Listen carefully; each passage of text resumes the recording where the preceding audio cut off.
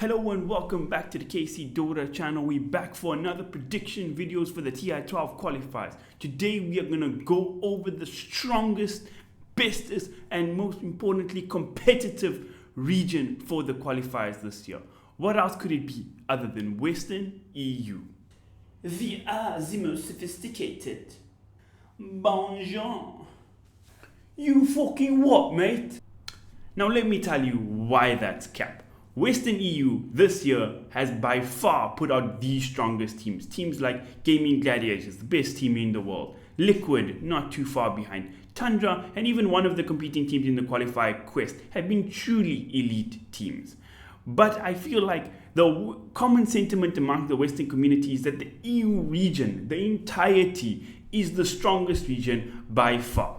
Now we can all agree, facts don't lie, results don't lie, our eyes don't lie, that the best teams have come out of the region and they've dominated. But with that domination, right, you don't have your teams that I mentioned, your Tundras, your Liquids, your Quests, Quests is there, your Gaming Gladiators competing in the qualifiers. The teams you do have competing are Nigma, OG, Secret, Entity, and then Quest, obviously I did mention, who are grand. They're not going to be part of all the things I say right now, right? These teams aren't the strongest teams compared to other qualifiers. They're the most famous. You have, TI7 champions, Kuroki, MC, GH, one of the most loved cores of all time. You have OG, the most loved squad, straight up the most blessed by Dota Gods team. You have Secret, captained by the GOAT of Dota, Senior Puppy, right? Entity, for some reason, just because they're in Western EU, people love them, right? But does that make this qualifier the best, right? Does this make it the most competitive qualifier? I vehemently say no, and here's why, right? Let's look at the results of the year and where these three teams, the most beloved and the ones that people are saying it's a bloodbath, nobody knows who's going to win, how have they performed in the year? Right, let's start with DPC 201. You have Secret finishing 7th, getting relegated, OG finishing 5th, and Nigma finishing 6th, just making it through by the skin of their teeth.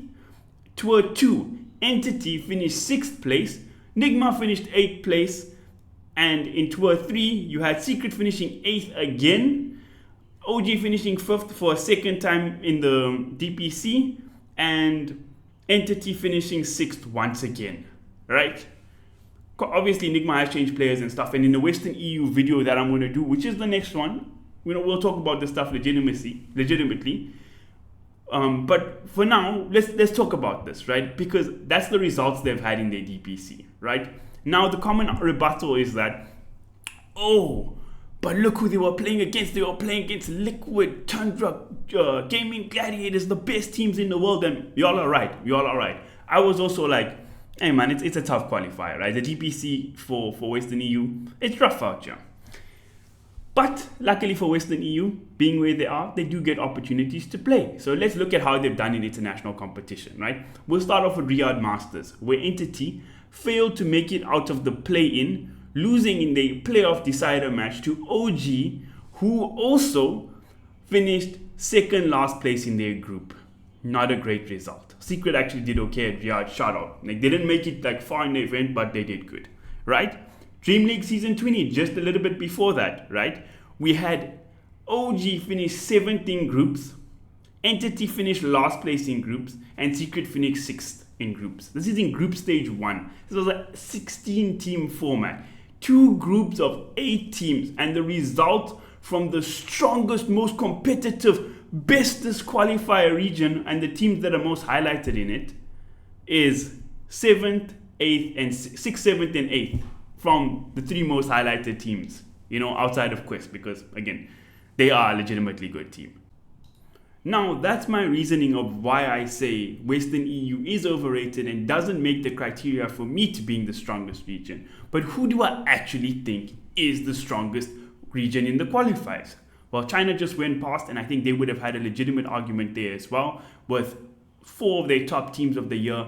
IG, who ended up, they really became trash, but IG, Extreme Gaming, Aster, and Azure. I think four, or at the end, three really good teams, with even Team Zero making a run there with Ice Ice and CTY looking really good. It was a great qualifier. Astor bombed out, but it's done and dusted now. I can't hindsight go and say, hey, China was the strongest region. I recorded a video with them before and I didn't say that.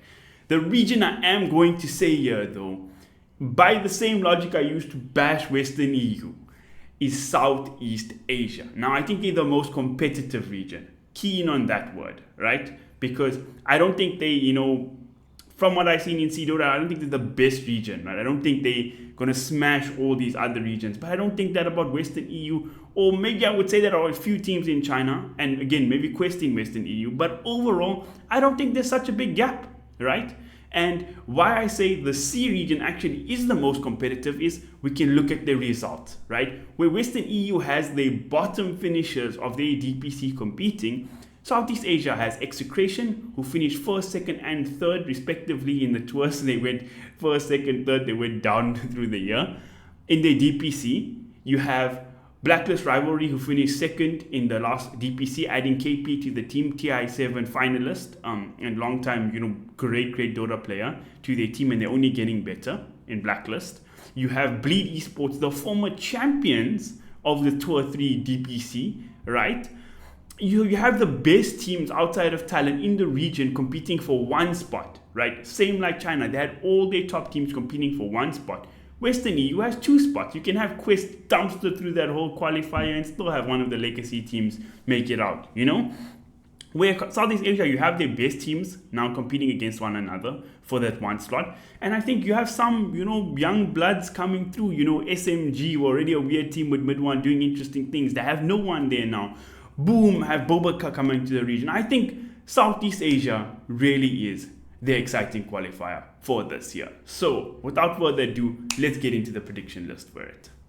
So let's actually get into the predictions here, because I think what we have on offer here for the C qualifier is actually quite exciting. So let's start from the top. First matchup, we have Execration versus Neon Esports. I think that's a pretty clear-cut win for Execration there, because they have been a consistent team in the C region from the start of the year to now, finishing, as I said in earlier, first, second, and third, and appearing at every single major. So Execration over Neon Esports, who we'll chat about later down in the predictions. The next matchup we have is SMG versus Geek Fam. Geek Fam also had a great run in Div 2, finishing 7-0. They didn't drop a single match in the Div 2 qualifiers. SMG has been a weird team. They've had some very up and down games. They play some weird strategies as well. We saw, if I'm not mistaken, mid morphlings with what is that item called for Latries before. We've seen mid one play mid Slark where he dumps at Ember. We've seen different and interesting things coming out of them. But I think the biggest change and the biggest thing to talk about with SMG is that no one has joined there, so that is a new whole thing. I mean, Chidori is the guy who got kicked out, and I don't think he was a bad player by any means, so that's kind of sad for him. But no one could be the X factor for this team, Mid one is a very up and down player. He's kind of he's either going to carry the game like an absolute god, or he's going to do some super weird shit and lose playing weird heroes. So maybe having a mid player like No One there to stabilize, have consistent games and such, will give a chance to let No One cook, will give the team more solidified roles in the team, because before it was, some games CDR was playing mid, some games it was mid one playing mid. You never knew what was going on there. But yeah, I think SMG is one of the more exciting teams in the qualifier. So I'm super excited for them, and I'm rating them quite high. So I think they're going to beat Geek Fam here in their first match of the qualifiers. Next matchup, also quite interesting. You have Blacklist International versus Army Geniuses. I think Army Geniuses is a team that went into Tour 3 with quite high expectations. They had a whole big, new sponsor and everything. Quite a good roster and team they have there. But I don't know if they showed anything great in DPC. I haven't seen too much of them outside of that. I guess it is a new patch. It is still C versus C, so games can be complicated, You never know what can happen and stuff. But I think Blacklist Rivalry really is the makings of the great team. They got former TNC, Cuckoo, Carl, Raven. It's a solid Filipino squad with now, a non-Pinoy there KP, some leadership, stable offlaner. I think Blacklist Rivalry is a team that a lot of people are rating super high, maybe like the best team in this qualifier. I don't know if I'm going to say they're the best team just yet, but I do think they're definitely one of the top contenders, easily top 3, maybe top 2. So I'm going to put Blacklist International to go through in that matchup. The next one is Boom versus Bleed. Now, Boom didn't look great in CDPC. Their best match they played, funny enough, was against fucking Talon of all teams, where Mushi God stood in and dumpstered 23 Savage. I was working that match, I was observing it, and honestly, one of the most fun Dota experiences in my entire life. Like, I've never had more fun than watching Mushi beat 23 Savage, like in 2023. That's insane. Like, he stood in as coach and shit. Super exciting. They got Bobaka playing there now as well. We've also been a long time fan of. But, word coming out of China was that Bobaka was like super tilted in Asler. He wasn't saying anything. I don't know how he's going to be playing outside of China for the first time in his career and things. Obviously, his right clicking, his button pressing is still quite good. But up against Bleed, I don't think they got a chance. Bleed, I rate super highly in this C qualifiers, and just as a team in general, I think they have a lot of promise. Where, they got legends in the scene, Ice, Dubu, long-time experienced players. DJ, how can I forget the true carrier of that team? And then you got like young blood, Jackie and Carrie, if I'm not mistaken. Obviously, Corden in the mid, a guy who's taking quite a lot of flack and such, but I think, again, he's a young mid player with a lot of experience around him. I think that has the makings of a great team there, but obviously, we still have to see the results.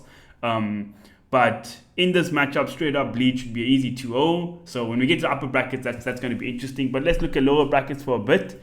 We got Made in Philippines versus Neon Esports. So Made in Philippines, I believe, was Xerxia or at least a lot of the players were Xerxia in the CDPC. And again, they weren't great in Div 1. Obviously, Neon Esports is a Div 2 team, but they did qualify in second place behind Geek Fam. Comparing a Div 1 team to a Div 2 team is like, tough. You're going to get the favorite Div 1, you're going to get the favorite Div 2. I do think I'm going to go with Neon here. I know fellow South African castaways there doesn't make me biased. But just because I think like the momentum you have qualifying to Div 1 is like, you're positive, team environment is good, everybody's excited, where you just got smashed in Div 1 like the whole time. It's not going to feel good. You're not going to be hyped, you're not going to be excited about it. So I think I'm going to give them that edge. Anything could happen in this games, who knows? But for now, we'll go with Neon Esports for that matchup. Next one is Spawn versus UD Vesuan. Listen, I'm not going to lie. This is like 7th and 8th place or 6th or 8th place from Div 2 in C. Fuck if I watch those games, if I know these teams and all that shit. Like, I ain't going to pretend. So in the list there, I have who the fuck knows is going to win from there. But it doesn't matter because I have Geek Fam winning that match and going to the next one. So we'll see how it goes.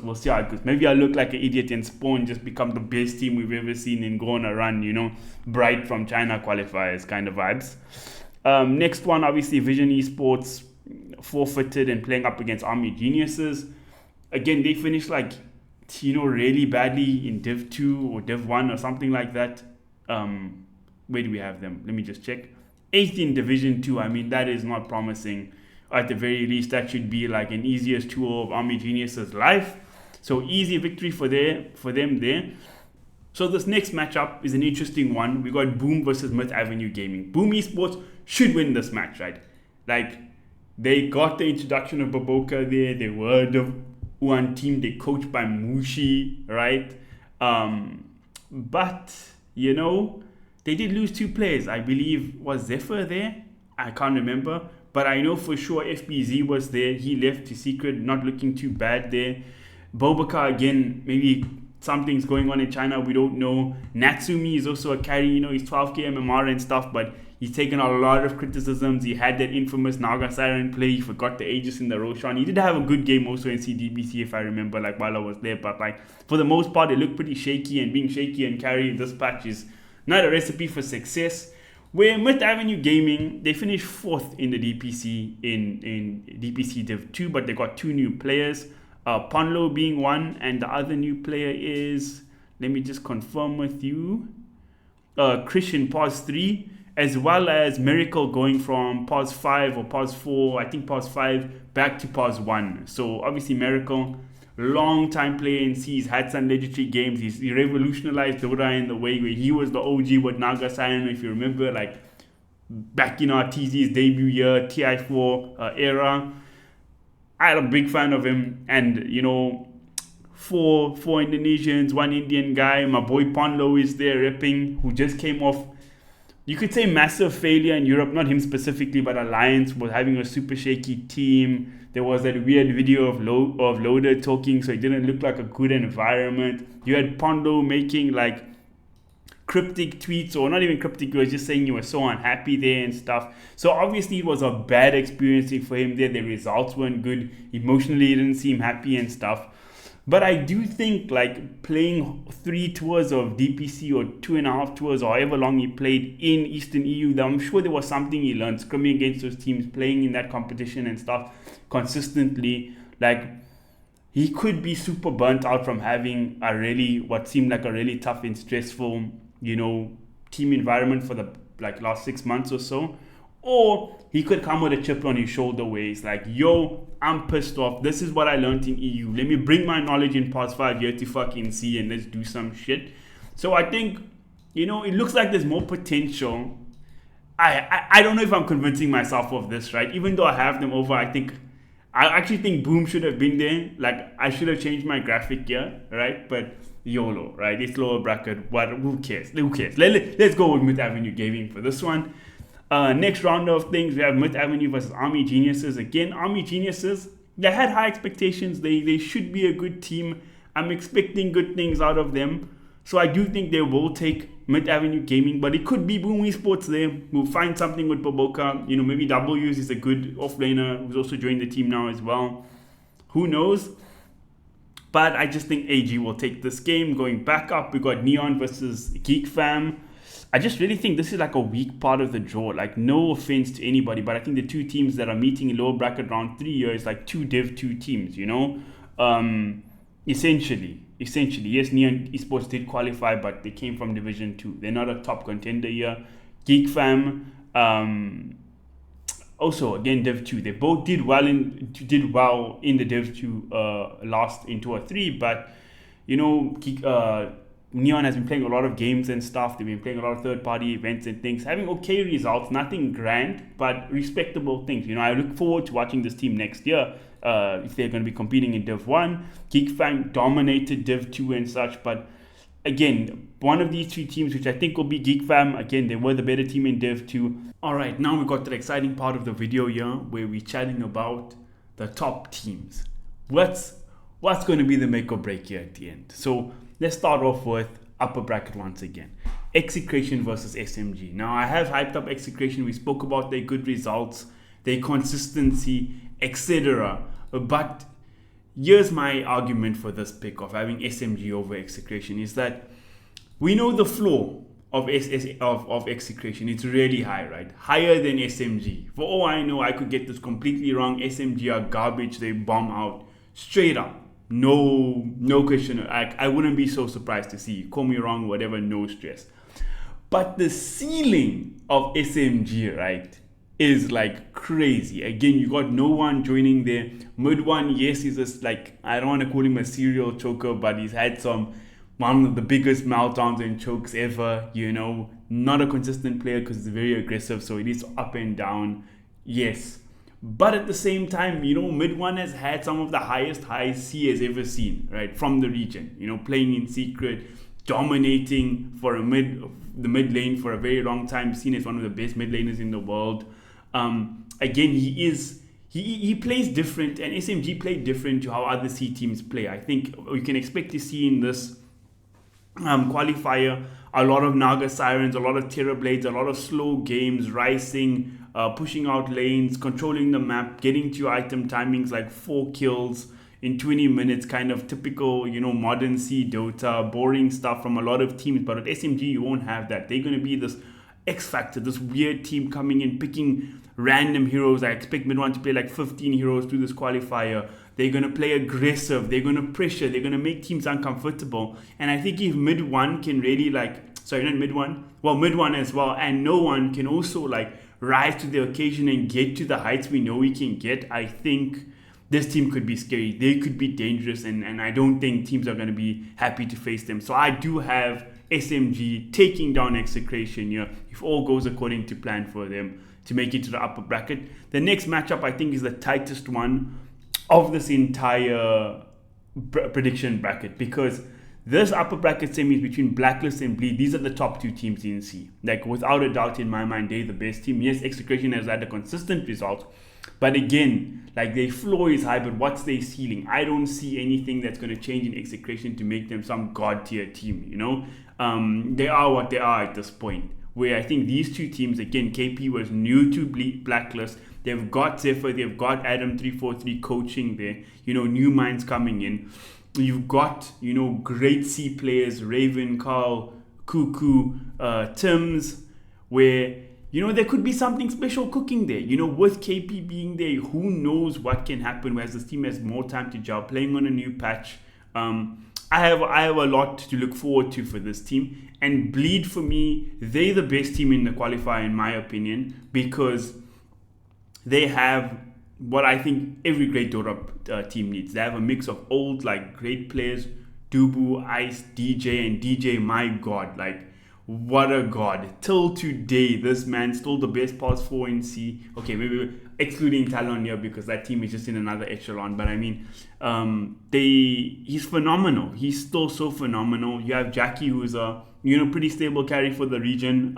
I think does his thing. And you have this Corden guy now, who I think has taken a lot of criticism, a lot of flack, a lot of flame. But I actually ran into Misery at Bali Major, and he was telling me because I asked him Corden's under a lot of flame, people knock him and stuff, but from actual team environment, firstly, do you guys listen to the bullshit that analysts and the fans and whatever have to say, or do you guys just do your thing? So firstly he said no, we don't. I didn't even know, because why should he care? Pro team should not care what I or BSJ says on a panel or whatever, because it's irrelevant. We don't know what they know. And two, he was he's really impressed with Corden, actually. I think he's growing, and especially at Bali Major specifically, I think he was one of the shining spots of the team. So I think with the biggest question mark being rising in stocks at the moment, with again Ice, Dubu, DJ backing him, I think that makes for a deadly combination. I think ISIS was playing a bit too greedy for my personal taste, but still, great player. DJ is dominating. You see how Pass 4 has been carrying the games. I mean, even FY made Azure Ray good. I don't know, this team ceiling I think is really high. They can do some damage. So I do have them edging out Blacklist. I think Blacklist is a safer pick. Honestly, even though Bleed was the number one team in DPC, I think if you just look at the team as a whole, the players, the way they play, they seem like the safer pick. But I honestly feel if something clicks for Bleed, man, this team could be really special. I think if they can dominate this qualifier, go into TI with confidence, I don't think people are going to want to see them there. That's honestly my take. So I do have Bleed moving over them here in upper bracket semifinals.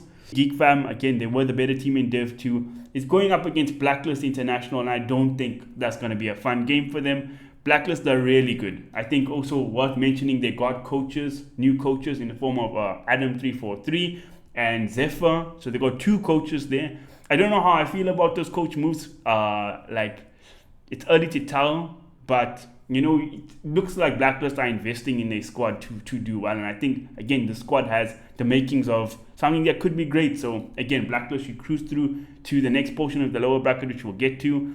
And, again, Army Geniuses versus Execration. Execration on the international stage has been super disappointing. I think they finished last place at almost every major they went to. For a while, I don't think they even won a game at the major. Again, in Bali, it wasn't so bad. But in C, they're all right. Again, they finished first, second, third in the DPC. These guys know how to win in C. They've been consistently good, so I'm going to take Execration here to win this matchup. Now, this matchup is a really exciting one. Blacklist rivalry taking on Execration.